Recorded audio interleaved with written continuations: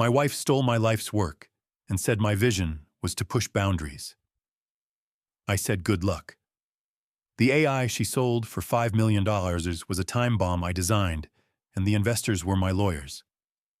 She finally reaped the fruit she planted.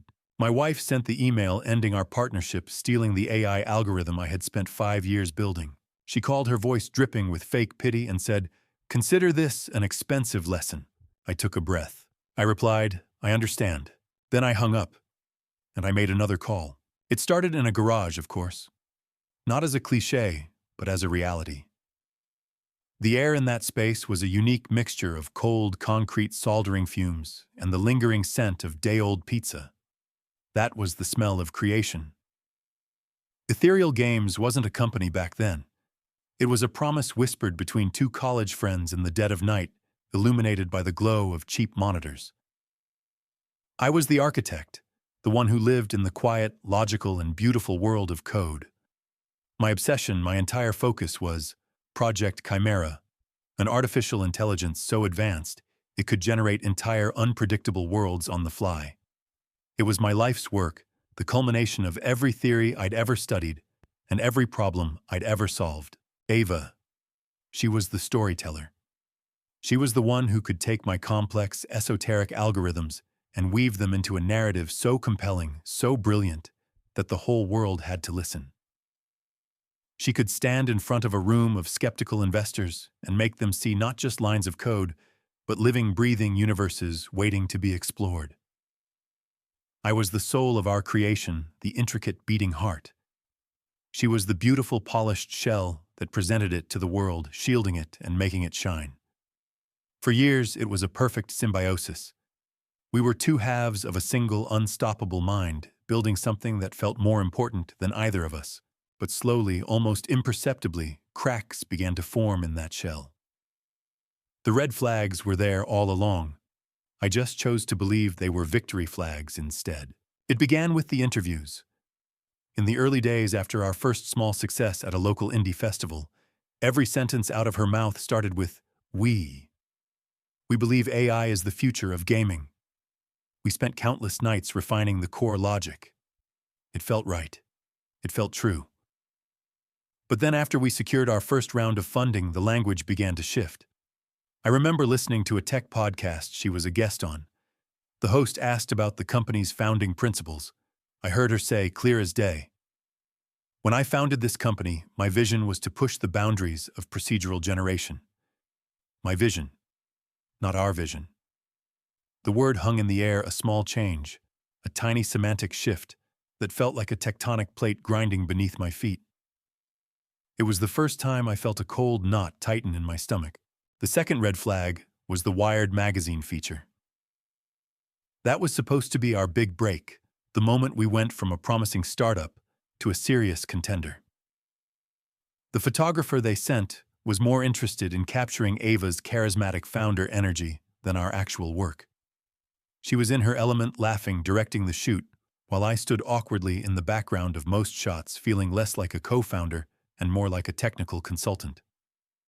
When the article came out, I read it 3 times.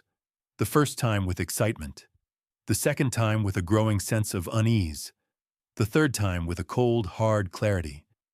The article painted Ava as a lone genius, a visionary battling to bring her revolutionary ideas to life. My name was mentioned once, buried deep in a paragraph about the talented technical team she's assembled. I wasn't her partner anymore. I was staff. The final, unmissable red flag came during a crucial meeting with a top-tier venture capital firm. We were on the verge of a deal that would change our lives. The lead investor, a sharp woman with a background in software engineering, started asking deep technical questions about Chimera's neural network. I leaned forward, ready to explain the intricacies, the elegance of the design. But Ava cut me off with a practiced laugh. She deflected the question, steering the conversation back to market projections and user acquisition strategies. She answered a question about machine learning with a soundbite about brand identity. In that moment, in front of the people who held our future in their hands, she made it clear that my expertise was an inconvenient detail in the grand story. She was selling a story that was becoming more about her and less about the work. The final meeting, just between the two of us, was 2 weeks before she left. She called it an emergency strategy session. The conference room felt cold and sterile, a world away from the creative chaos of our garage. She had a new timeline projected on the screen. It was aggressive. It was reckless. It was a plan to gut Chimera, strip it down to its most marketable features, and launch a flashy but unstable demo at the massive Econ Expo.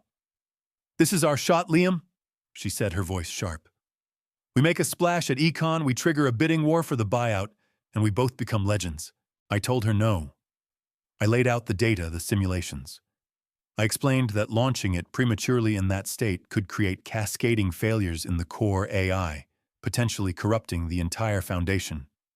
It would be a technical disaster, a betrayal of everything we had worked to build.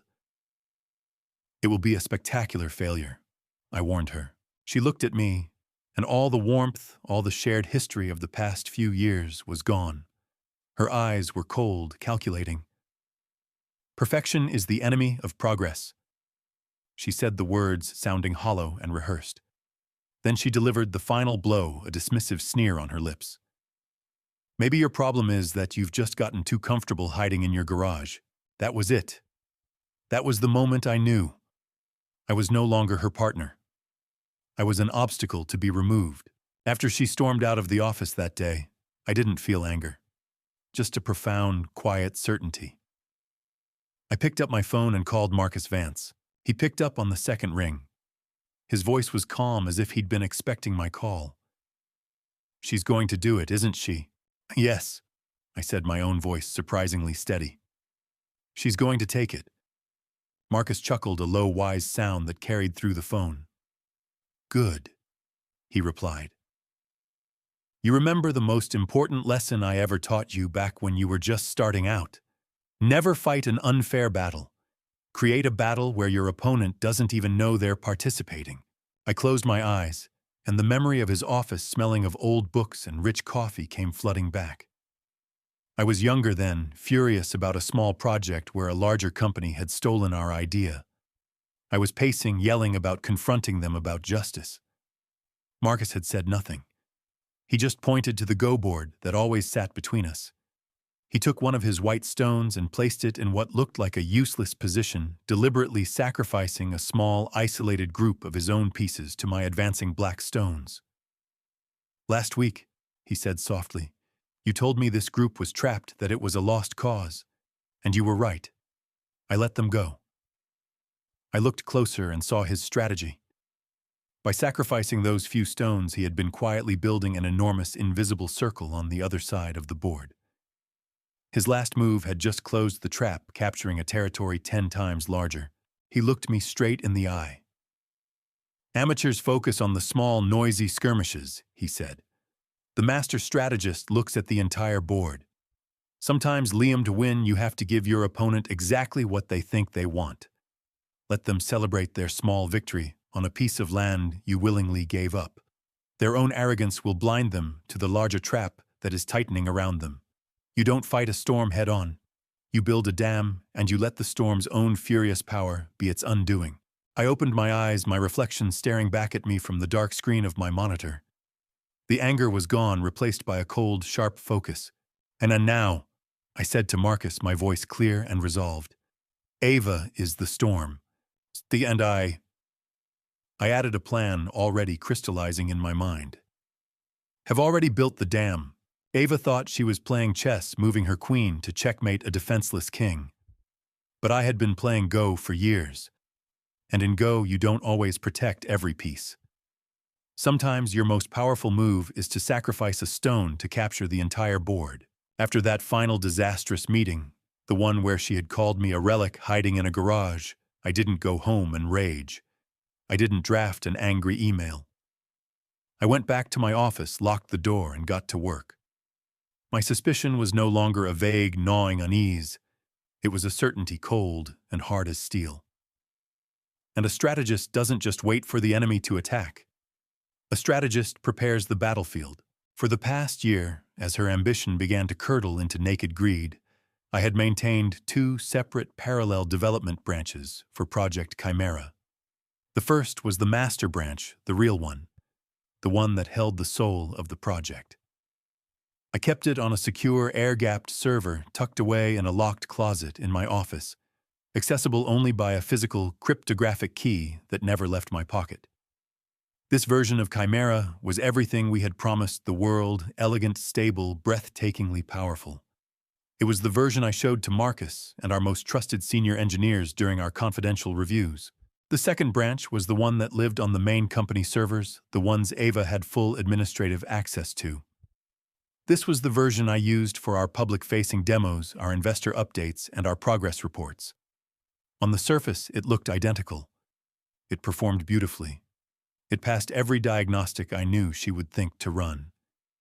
It was to anyone looking, even a competent engineer, the real Chimera. But it was a fraud. A beautiful, intricate, perfectly designed fraud. In my private notes, I called it the Trojan horse build. It was a masterpiece of deception hidden in plain sight. I had woven a single hidden vulnerability deep into the AI's core rendering engine. It wasn't a sloppy bug that a code audit would flag. It was an intentional, elegant piece of malicious art. A backdoor. It was a logic bomb designed to lie dormant, utterly invisible, until it received a specific, highly encrypted command string from a remote server. A command that only I could send. When activated, it wouldn't just crash the program with a simple error message. That would be too merciful. I had designed it to trigger a cascading failure, a spectacular digital seizure. It would use the AI's own revolutionary processing power against itself, forcing it to render impossible geometries and execute contradictory commands until it tore itself apart from the inside.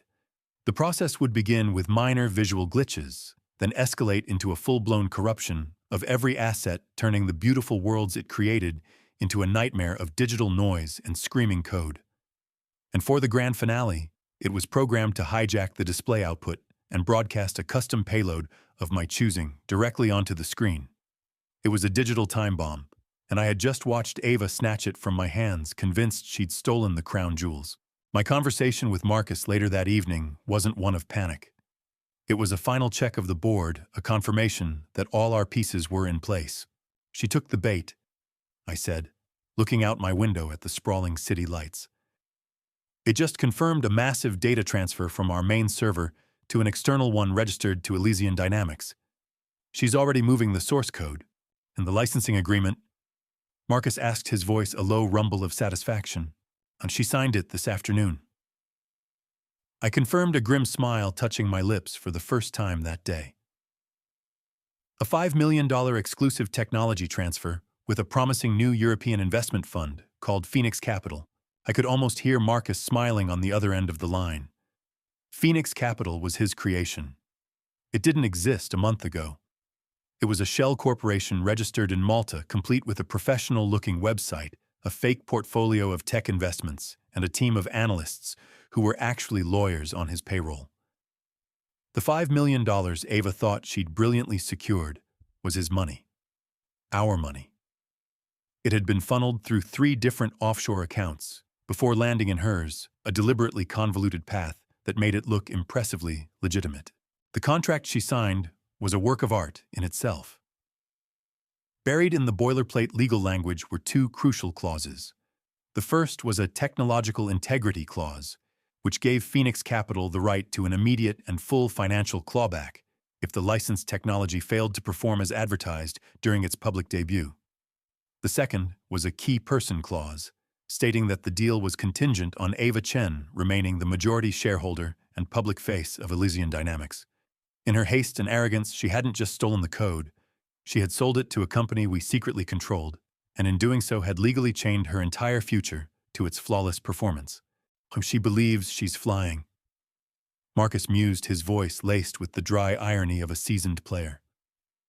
"She doesn't realize her wings are made of wax, and you, my boy, control the sun." He paused, and his tone softened slightly. "It must have been hard, though, Liam. Watching her walk away with what she thinks is your life's work."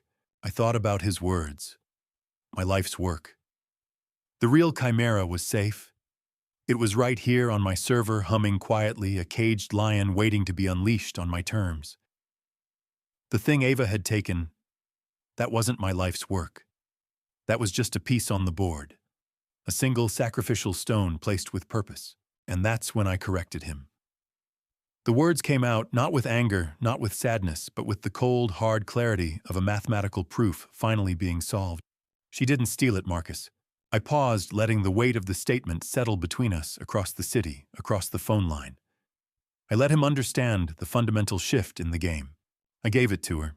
The 2 weeks leading up to Econ were a masterclass in modern self-promotion, a digital coronation ceremony orchestrated by Ava herself. For her, the battle was already won. Now was the time for her victory lap. I watched it all unfold from the quiet of my apartment, a ghost in the machine she thought she controlled. My silence wasn't inaction, it was observation. Every move she made was another nail in her own coffin, and I was simply letting her hammer them in one by one. Her LinkedIn profile was the first to transform. Overnight, her bio changed from co-founder of Ethereal Games to founder and CEO of Elysian Dynamics, architect of next-gen AI worlds. She posted daily long rambling manifestos disguised as inspirational business advice. Sometimes to build the future, you have to be willing to leave the past behind. One post read, accompanied by a professionally shot photo of her looking thoughtfully out a skyscraper window. It garnered over 3,000 likes. Another post was more direct, more venomous. Don't let those who are content with good enough hold you back from achieving the impossible. I knew who she was talking about. So did our entire network of colleagues. I even clicked the like button on that one. It seemed only fair. Her Instagram was even more audacious. It became a curated feed of her new elevated lifestyle. There were pictures of her team toasting with champagne in their sleek new downtown office, an office I knew was paid for with Marcus's money. There was a video of her taking delivery of a brand new pearl white Tesla with the caption, "Bet on yourself, always." She was building a narrative brick by shiny, superficial brick, the story of a brilliant woman who had broken free from a mediocre partner to claim her rightful place in the tech pantheon. She wasn't just launching a product, she was launching a brand, and that brand was herself.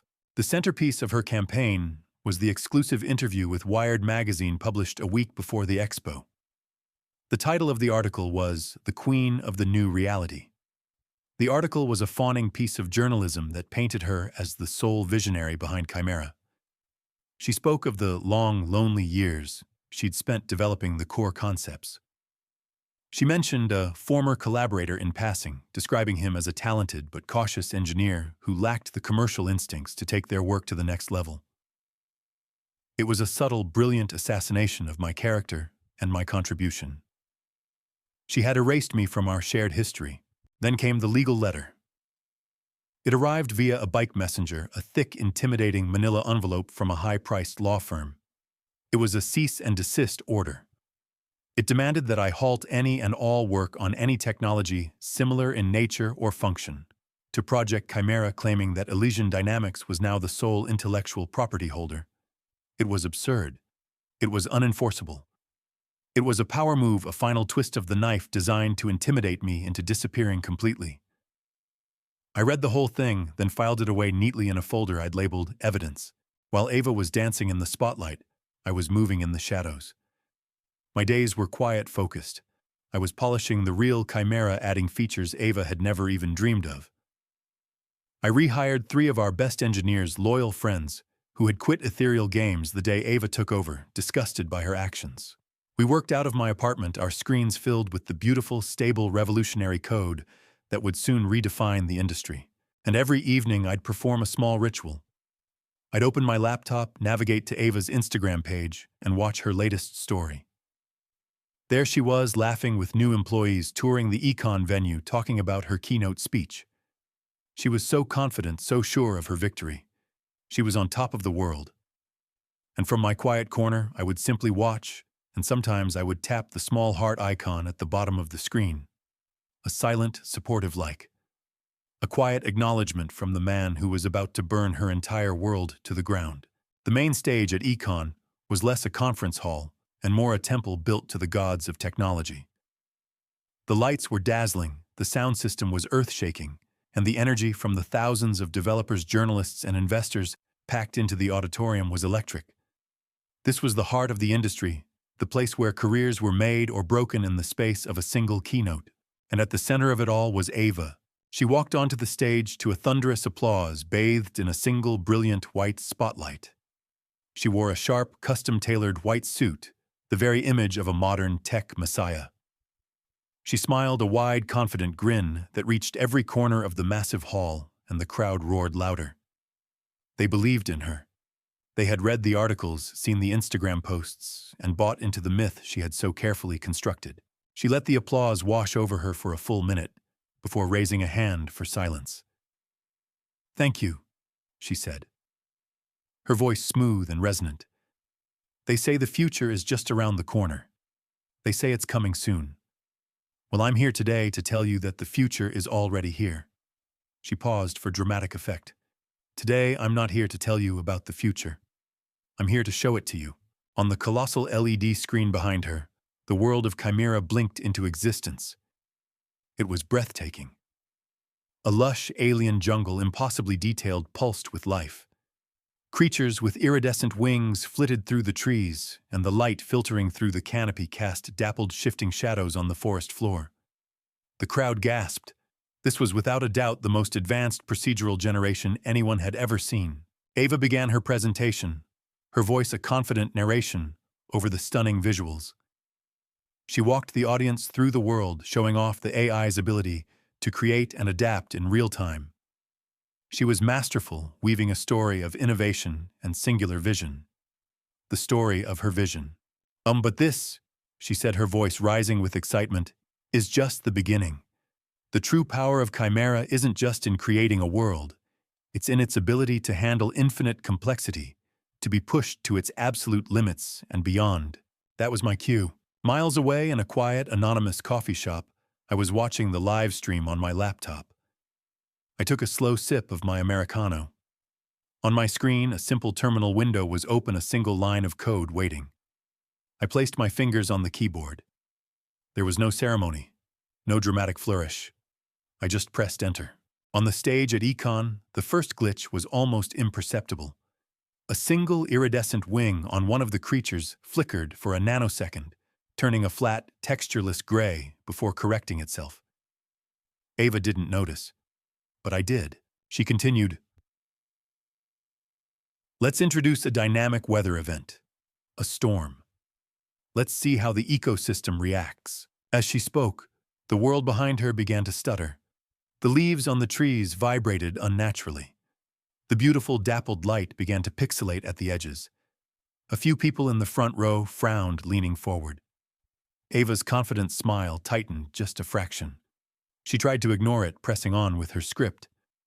"As you can see, the AI is recalculating," but it wasn't recalculating. It was dying. The cascade failure began. The ground beneath the trees dissolved into a checkerboard of missing textures. The creatures froze mid-flight, then began to stretch into grotesque, elongated shapes, their beautiful wings becoming jagged shards of corrupted data. The sky, which had been a serene blue, bled a violent blood red. The sound system, which had been playing the gentle sounds of the alien jungle, now emitted a harsh, digital shriek, the sound of an AI having a seizure. The crowd's murmurs turned into gasps and confused laughter. Ava stopped talking. Her face, projected in high definition onto the screens, was a mask of pure, unadulterated panic. She fumbled with her earpiece, whispering frantically to her tech crew, but there was nothing they could do. This wasn't their bug to fix. It was my feature. And then, the final stage of the Trojan horse activated. The nightmarish, glitching world vanished, replaced by a stark black screen, and in the center, in a simple white monospaced font, a single sentence appeared. "The arrogant shall be brought low." A wave of shock, then comprehension, then outright laughter rolled through the auditorium. People were pulling out their phones, recording the flashes of their cameras like 1,000 tiny explosions. Ava's face had gone from panicked to ashen. But I wasn't done. The screen changed again. This time it displayed the raw source code of Project Chimera. Hundreds of lines of my work, my art scrolled by. And then it stopped, highlighting the final block of code, the part that contained the project's metadata. And there, for the entire world to see, was my undeniable, unforgeable digital signature. and next to it, the timestamp. Last modified. October 18th, 2020. 5 years ago. The final killing blow didn't come from my laptop. It came from the front row. A man stood up, a man whose face was known to everyone in that room, the CEO of Titan Forge, the largest and most respected game publisher in the world. He didn't need a microphone. A nearby journalist shoved one in his face instantly.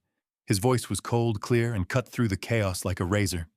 Titan Forge is pleased to announce, he said, his voice ringing with authority, that we have just finalized the acquisition of Ethereal Games and the authentic AI technology of Liam Evans.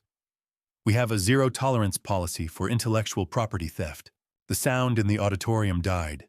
The music, the murmuring, everything. The only thing left was the hum of the air conditioning and the silent collective stare of thousands of people. Ava stood frozen in the spotlight. Her perfect white suit now looked like a funeral shroud. Her confident smile was gone, replaced by a slack-jawed, vacant expression of utter ruin. The bright, adoring lights of the stage now felt like the harsh, unforgiving glare of an interrogation lamp. Her heaven had collapsed, and she was standing alone in the rubble. The chaos that erupted in that auditorium was just the epicenter. The shockwave went digital in seconds. Before Ava had even been escorted off the stage by a bewildered econ security team, the first clips were already hitting Twitter. The hashtag #EconMeltdown was trending worldwide within the hour. My quiet coffee shop was suddenly filled with the sounds of phones buzzing as people all around me started watching the same video, laughing in disbelief. It wasn't just a viral moment. It was a public execution in the digital town square. Someone isolated the clip of her face shifting from smug confidence to abject horror and turned it into a reaction GIF that was instantly everywhere. The memes were relentless. There was one of her on stage with the caption, "My code when I remove one semicolon." Another more brutal one superimposed her face onto a picture of the Hindenburg with the words, "Elysian Dynamics, the future of spectacular failures." My personal favorite was a screenshot of the arrogant shall be brought low message with a comment below it. This error message has more original content than Elysian's entire business plan, but the real devastation, the methodical, calculated demolition of her empire, was happening far away from the court of public opinion. The day after the Econ disaster, the lawyers for Phoenix Capital filed a multi-million-dollar lawsuit against Elysian Dynamics. The suit cited breach of contract, citing the technological integrity clause she had so carelessly signed. They weren't just asking for their $5 million back. They were suing for damages, for loss of reputation, for fraud. The legal language was ironclad. Her public debut had been a public failure, and the contract she'd celebrated as her great victory had just become the legal instrument of her ruin.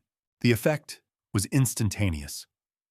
The other investors, the ones who had been clamoring to get in on her next funding round, vanished. Their enthusiastic emails were replaced with a dead corporate silence. Within 72 hours, Elysian Dynamics went from being the industry's brightest new star to a radioactive crater. The new office was abandoned. Her team of high-priced talent who had followed her promises of glory were now sending their resumes out in a panic. She wasn't just failing, she was being systematically dismantled.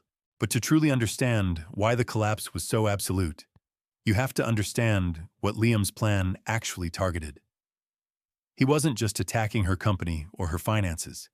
He was attacking her center of gravity. He was orchestrating the complete and utter collapse of her most valuable and most fragile asset, her social capital. In the modern world, especially in the tech industry, there are two types of value. There's the real, tangible value, the quality of your product, the strength of your code, the soundness of your business model. That was Liam's world. But there's another, more ephemeral kind of value, one that Ava had mastered: social capital. It's the currency of perception. It's built from followers, likes, fawning articles, and a powerful personal brand. Ava's entire empire was built on a mountain of this social capital. She wasn't selling a product. She was selling the story of a product.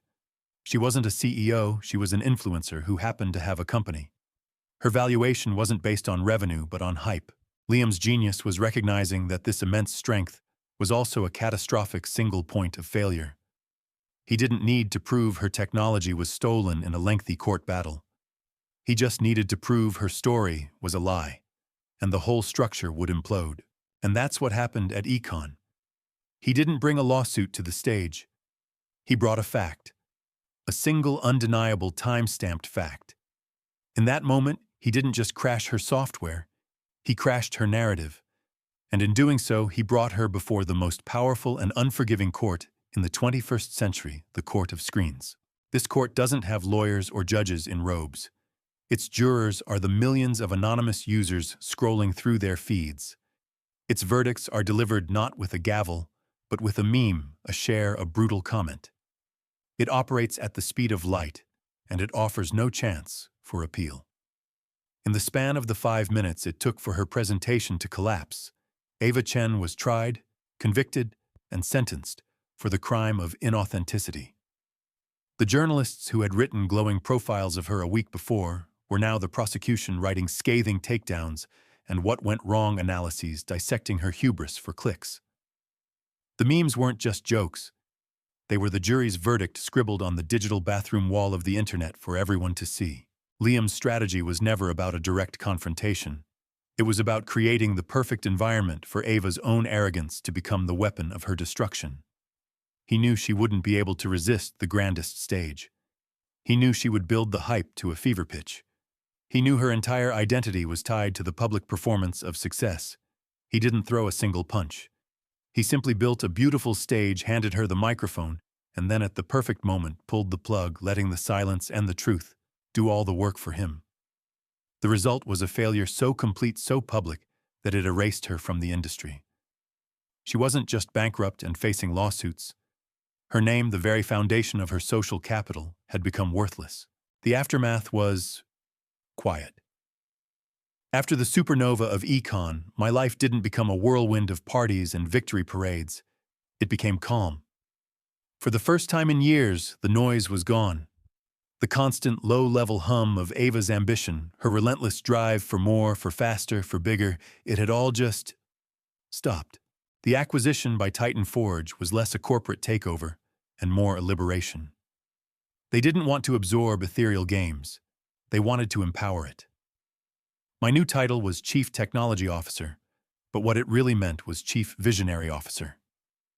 They gave me everything I had ever wanted: a state-of-the-art lab, a hand-picked team of the industry's brightest minds, and most importantly, the one thing Ava could never understand, the value of time. Make it right, the CEO of Titan Forge told me in our first meeting. Don't make it fast. Our new office wasn't a sleek glass and chrome monument to ego. It was a renovated warehouse, a sprawling, open-plan space filled with whiteboards, comfortable couches, and the quiet, focused energy of people who loved what they were doing. The first thing I did was rehire every one of the talented engineers who had been pushed out or had quit in disgust during Ava's reign. Seeing them walk back through the doors, their faces filled with relief and excitement, was a better feeling than any news article or stock option.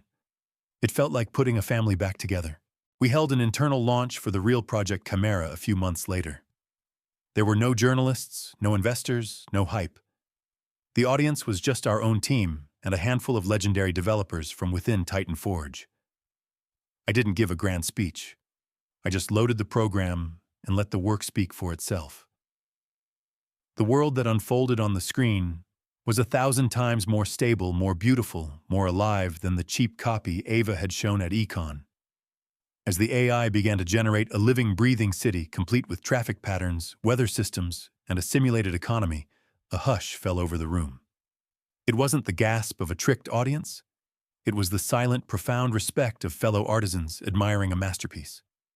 At the end of the demo, there was no wild applause, just a slow rising tide of genuine, heartfelt appreciation. That was my validation. In the midst of this new beginning, news of Ava's world would occasionally filter through. She had vanished from social media. Her LinkedIn profile was a digital ghost town, her Instagram account deleted. The last I heard, she had moved back to her hometown, buried under an avalanche of lawsuits from investors' former employees, and even the company that had rented her the office furniture. The pearl-white Tesla was, of course, repossessed. Her story became a cautionary tale told in quiet tones at industry mixers, a ghost story about the dangers of hubris. It was a stark, brutal contrast. She had chased the spotlight and was consumed by it, while I had stayed in the shadows and was now finally free to build in the light. A year has passed. The noise of the world has faded, and what remains is the quiet, satisfying work of creation. I'm in Marcus's study, a room that smells of old books and aged wood. Between us sits a go board, its surface a universe of black and white stones. He places a white stone down with a gentle, deliberate click, a sound that echoes the quiet certainty of his logic. The move is subtle, yet it solidifies a vast territory on the board. He looks up at me, his eyes thoughtful, in a difficult position. He says, not talking about the game anymore. For a long time it seemed she had you surrounded. Tell me, Liam, now that it's over, does it feel as good as you thought it would? I look at the board, at the patterns of conflict and resolution. I think of the memes, the articles, the satisfying explosive collapse of her empire, built on sand.